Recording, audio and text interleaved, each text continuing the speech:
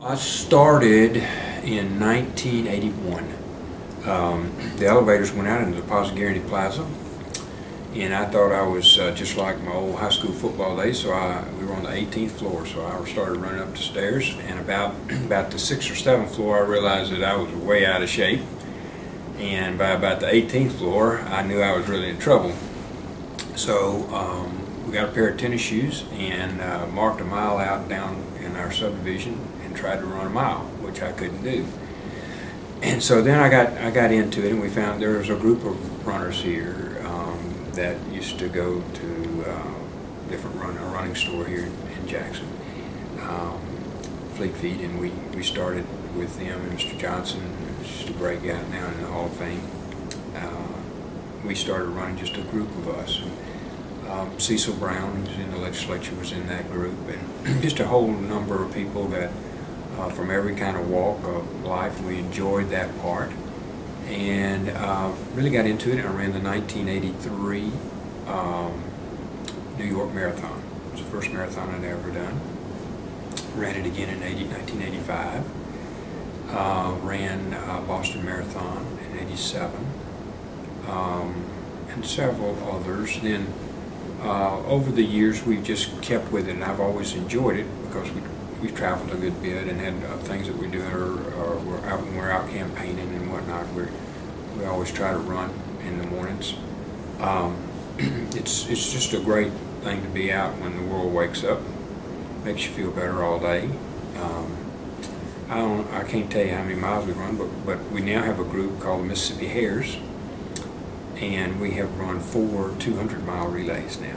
Okay. We ran Hood to Coast first in 2002, and then we ran the Wasatch Mountains, which is Salt Lake City and outside through the mountains, which is a little over 200 miles. There are 12 of us on a team that do this, and we run with a baton and hand it off. And then we ran the Great River Run 2 years ago, which is from Wisconsin up to Minnesota, and then just about a month ago we ran Reach the Beach, which was the one from New Hampshire to the ocean. So we've done all of the big 4 now. Wow. We've gotten a little slower over the years. The first year we averaged 7 minutes and 59 seconds a mile for the 200 miles, which was good. It was run over through the mountains and about through Portland, and it was a beautiful day, actually, if I remember correctly. And it's run overnight, so it takes usually about 24 to 26 hours to do one. So I became very, very involved with the running part. I think mainly because it was an exercise you could do anywhere with a minimal amount of equipment. If you just had a pair of running shoes and shorts, t-shirt, you were good to go. And I just had,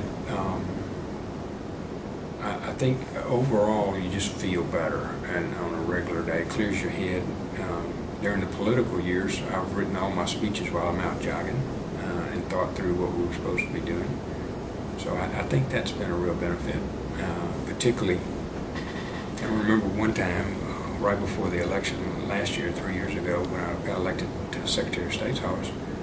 I was in Corinth and got in about 12:30 or 1 in the morning. Of course, you can't sleep because the election's on, and you're so worried about doing well, and all your friends have supported you and given you money, and you don't want to let them down. So I couldn't sleep till about 4:30 or 5. I got up and ran through downtown Corinth and ended up running into a restaurant at 6 o'clock with a lot of people that were just coming for breakfast. And here I was in my Run Through History t-shirt from Vicksburg and my shorts and a hat, and I started introducing myself. I'm Delbert Hosemann. I'm running for Secretary of State. And they said, "Oh, no, you're not." They refused to believe I'd show up in a sweaty t-shirt at 6 o'clock in the morning campaigning. So I think there's been some fun runs part of it. I've enjoyed it over the years. Any advice for runners?